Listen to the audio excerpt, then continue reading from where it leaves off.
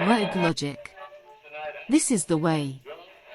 Good afternoon, everyone. Welcome to Rogue Logic today, and that's very appropriate that I'm filling in for someone here at a comic book shop.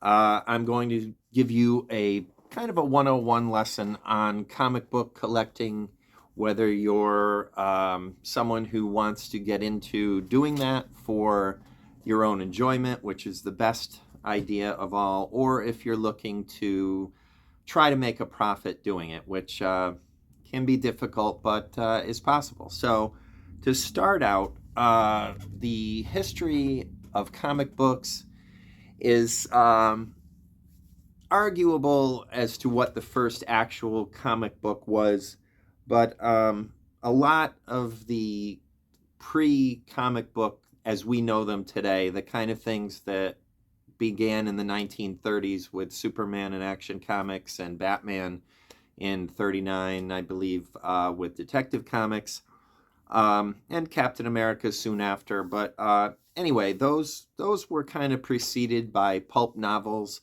that had heroes like Doc Savage and the Shadow, and let's see, who else? Who am I trying to think of? Oh, the Spider. There's several of those, and they had different things, but they were mostly the written word with really kind of cool covers, which I'll put up here, and they were pretty cool.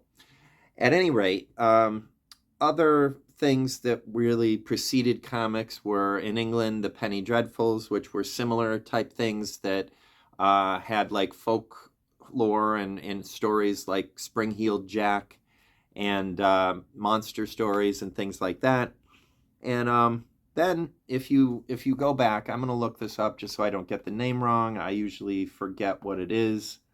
But one thing that's always attributed is kind of like the first actual comic in the genre that we know of being panels and words and drawings is it's actually a hardcover. It's The Adventures of Mr. Obadiah Oldbuck, and that was put out in 1842. So there's a lot of things that were comic like. There's even earlier things, obviously, that were small woodblock illustrations that had a comedic tone to them, and that was in black and white in magazines. So, that is debatable exactly where the first comic book was, but a lot of times it's attributed, which I'll put the picture up here, to that Obadiah Oldbuck hardcover.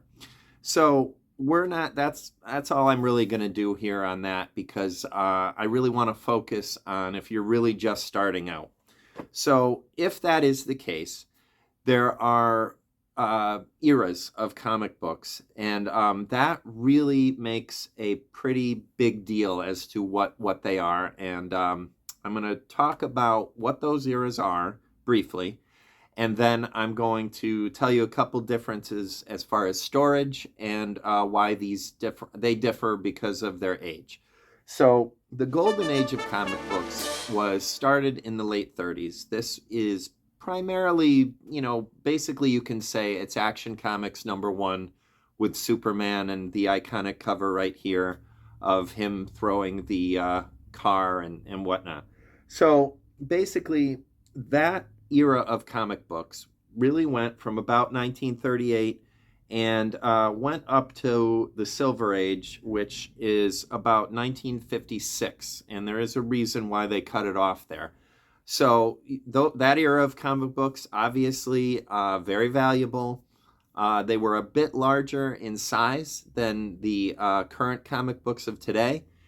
And, their basic price back then was basically 10 cents. And I do believe there were some comic books that were lower than that prior to that, but we'll just concentrate on basically the 10-cent comic book in the golden age. And this is where some of the major heroes that we all know today and see in movies were introduced. Superman, Batman, Wonder Woman, the Justice Society of America, Captain America, Namor, the Submariner, the original Human Torch, and so on. So then we move up to the Silver Age. Now, the reason that cutoff was really started there is that's when the Flash was reintroduced. There was an original Golden Age Flash. This is a whole new level Yeah, of dork right thank here. you. I was waiting for that. As usual, get it all out. Have Go you ahead. ever met a woman? I'll bet you're All a right. dungeon master All as right. well. Proudly geeking out here. And anyway, where was I? So the original Golden Age Flash was part of the Justice Society of America, one of the superhero groups, mainly the group that preceded the Justice League of America. And DC Comics at that time, National Comics, had an idea that they were going to kind of get up with the times with a lot of their characters. So they wanted to reintroduce things because in the 50s, things were moving away from that storytelling into kind of pre-sci-fi with the science fiction movies and things. So the Flash got a remake into a new costume, and that's the red costume that we're all familiar with today. This is the old costume here. And, if you're a long-term comic person, then you're very well aware of it. Also Green Lantern, the original Green Lantern, also in the Justice Society. He was magical based, and the new Green Lantern, of course, that most of us are familiar with today, of which there are various incarnations, the first being Hal Jordan, was a space, basically part of a corps of intergalactic space police. So the science fiction was there. And, all of the heroes, not all of them, some of them stayed very much the same. They were small differences in their costumes, like Superman and Batman and Wonder Woman. And the Silver Age really goes up to, I usually put it at about, I'm looking at an article here, but I'd say about the mid-'80s, maybe a little bit before that. And yeah, probably just a little bit before that. And actually, I'm sorry. No, the Silver Age actually does only go to about the 70s, because I'm skipping ahead here. I apologize. I'm skipping the whole Bronze Age. So Silver Age really, really kind of cuts off at the early 70s, we'll say. And the Silver Age comics, one thing that they were kind of known for, and it was just that time period, much like the Batman television show with Adam West and Burt Ward and Cesar Romero and everyone, some of the stories were very silly. I mean, there were, a lot of examples. Like I get a kick out of the ones now that, have the funny things that are said, like, oh my, can Batman beat Superman in this baseball game? And, here's a couple covers that can illustrate that. But, for some people, that's their favorite era. I personally am such a huge Batman fan that any Batman I can pretty much, get my hands on, as far as, any era that the comic book is from, I will take it. I may not read it as much and enjoy it, but I just love the whole lore of the character.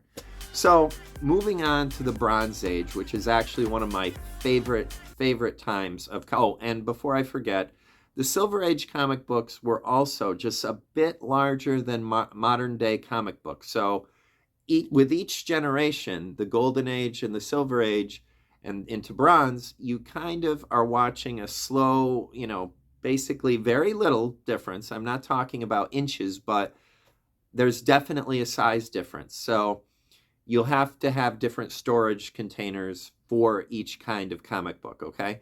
So in the Bronze Age, what happened is, things got a little bit more serious. And there was a whole thing with the Comics Code Authority. There was other things that I'd rather leave for another video.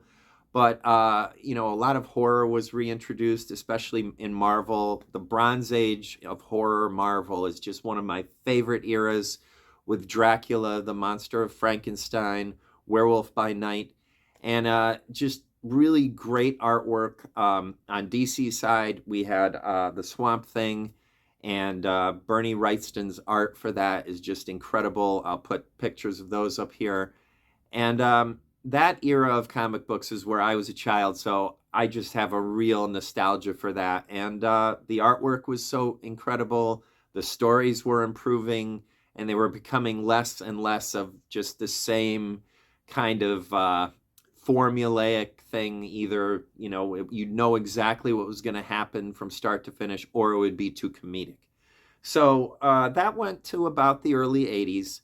And then, it's less well defined. I mean, that you could almost say, somewhere in that region. And then the modern age of comic books, what we can, all the stuff that we have now in 2023 really is considered to be from the 1980s and up till today. Good evening, everyone. That was part one of my introduction to comic book collecting, whether you're going to be doing that to try to make a profit, or you've just discovered the incredible world of comic books. And so that part of the video dealt with the different eras of comics, obviously, from the golden age starting in the late 30s up until the modern age, which brings us right up till today. This will be presented as one whole video as well, but for now I'm going to split it up into 3 parts, mainly because I'm too tired to finish it tonight. So, with that being said, everyone, I hope that you have had a great weekend. Be kind to one another whenever you can, and of course, always be kind to animals. And we are their voice, so we need to speak for them. And they give us just so much. So with that, everyone, I hope you have a good night and peace.